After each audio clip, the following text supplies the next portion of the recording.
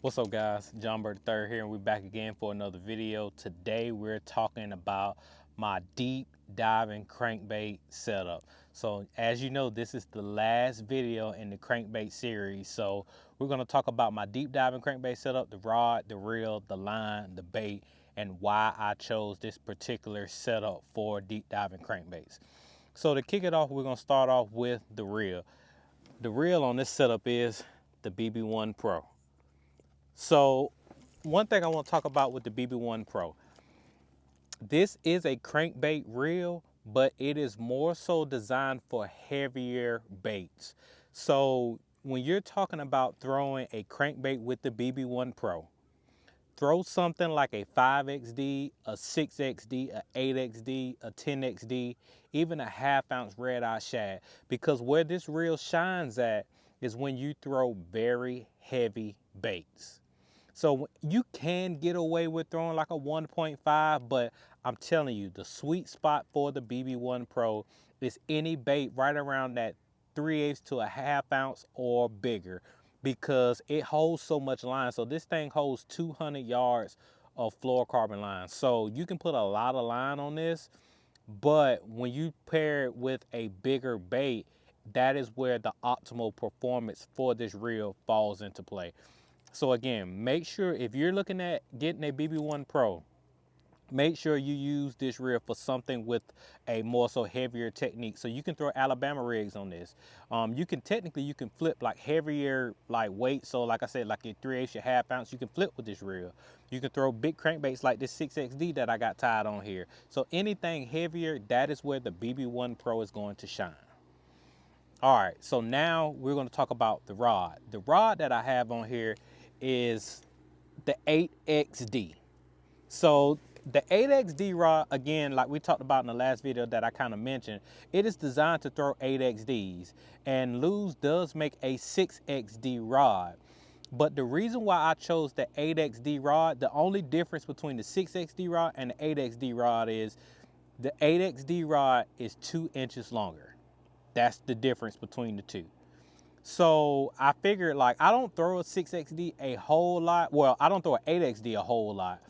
And I'm getting more into throwing the 6XD. So I wanted a rod that if I wanted to jump up to the 8XD route, I can have a rod that I can throw 6XDs and 8XDs with. So that's why I chose to go with the 8XD, which is, like I said, is only 2 inches longer. And so this rod right here is a 7'8" medium heavy extra fast. And so you may ask yourself, why do you want a medium heavy extra fast for throwing a deep diving crankbait? Because these baits are heavy. The 6XD is like an ounce, if I'm not mistaken. And so you need a rod that has a little bit more backbone and a little bit more oomph, because when you start getting into these big deep diving crankbaits, those baits are heavy. So you need a rod that has backbone, but with the extra fast tip, it loads really well. And also one thing I want to show you when we get more into the bait is when you get into these bigger deep diving crankbaits, the hooks are a lot more stouter. So that is something that's also a little bit different. So you need a rod that has a little bit more oomph to it, because you want to drive home those treble hooks. And again, like I said, they are a little bit stouter than your normal traditional, like I said, your 5XDs and stuff like that, or anything smaller than a 5XD. Those hooks are a lot stouter. And so the 8XD, like I mentioned in the other 3XD rod, the 8XD, I love this full handle right here, because again, I can tuck it under my armpit, and then as I'm cranking and I'm tucking it under my armpit, it's also laying against my forearm. So I feel like I got very, very good handle on this rod. And that if a big fish decides to want to just grab onto this big 6XD or the 8XD, I feel like I got really, really good control over the rod, and they're not going to try to snatch the rod out of my hand. And that is one thing, like I said, I like about the 3XD rod and this 8XD rod. So one thing I forgot to mention, on the reel, I have 12-pound fluorocarbon. Now, as I mentioned in all the other crankbait videos in this entire series, I run 12-pound fluorocarbon on pretty much every single crankbait setup that I have, with the only exception of the Hybrid Hunter and the Red Eye Shad. That is where I go up to 15-pound fluorocarbon. But all the rest of them, even on this 6XD, I still run 12. And this is 12-pound Contra fluorocarbon by Strike King. And it works great. So, as I already mentioned, the bait of choice, 6XD. And this particular color right here is Sexy Blueback Herring. And so let me get a close up right here. If you can see, and hopefully it is showing you very well, the hooks are a lot stouter compared to, like I said, your 5XDs and your 3XDs. And so again, that's why you need a rod that has a little bit more backbone to it. And so whenever I throw in a 3XD, a lot of times I'm throwing it, I may be sitting on like the edge of a point and I'm throwing it out to the deeper water and I'm bringing it up that ledge. And I may do that from the sides also. But that is normally where I throw a big deep diving crankbait like the 6XD. Also, if I find some really deep brush and I want to find a bait that can get real down to that deep brush, that's why I'm going to go to my 6XD or my 8XD. So it really just all depends. So, but that is normally where this bait shines. And so like right now it is pretty much the end of February. No, I'm not throwing this, but I brought it out today because I wanted to make sure when I shot this video that I was on the water and I was already fishing anyway. So that's why I have this set up with me. I'm not really throwing this around today, although I have been seeing some fish sit off of those ledges in some of that deep brush, but I haven't decided to pick this up because I still feel like those fish are in that weird phase, and we just had 2 days of nonstop 10 to 15, 10 to 20 mile an hour wind. So I know these fish were probably gonna be a little bit skittish, but I brought this setup just in case. And so that is my deep diving crankbait setup. It's very simple, but the major part in this whole entire setup is the rod and the reel.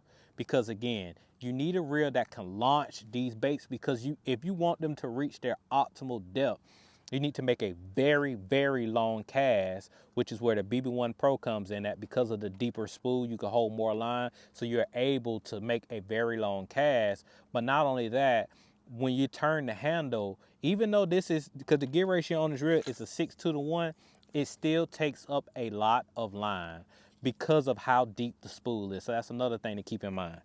And so on here today, I want to show you one quick thing, and this is just a little tip.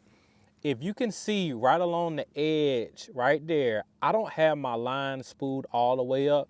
And so when you got this reel, and that's for any reel, whenever you have a new reel and you put line on it, make sure you have the line all the way up right to the edge, because that is where you're going to get the optimal long distance cast. Also, that is where you're going to be able to make sure that you're using the actual proper gear ratio. And so one thing you don't hear a lot of people talk about when it comes to reels is whenever you don't have enough line, no matter what the gear ratio says, you're not going to be actually pulling in the amount of line that it says that is rated for with that gear ratio. So with this here, the 6:2:1, if I'm not mistaken, I think it's somewhere in the low 20s as far as inches per turn of how much line I'm bringing in. But when you don't have this spool filled all the way up, it's actually not going to be bringing in as much line as you think. And so you want to make sure you have your line spooled all the way up, for long distance casts, but also so that you're making sure that you're bringing in the right amount of line based on what the reel says. Because again, when you don't have that, the reel is not actually performing at its optimal performance, and you want to make sure your reel is operating at top peak performance. So that's it for the crankbait setup. This is, like I said, this is part 6. This is the finale. So if you haven't seen any of the other parts of my crankbait series, go back and look at each one of those, because we talked about your lipless crankbait, so your red-eye shads. We talked about that setup. You talked about a hybrid hunter, even though that's technically, I don't necessarily consider it a crankbait, but in some ways it is.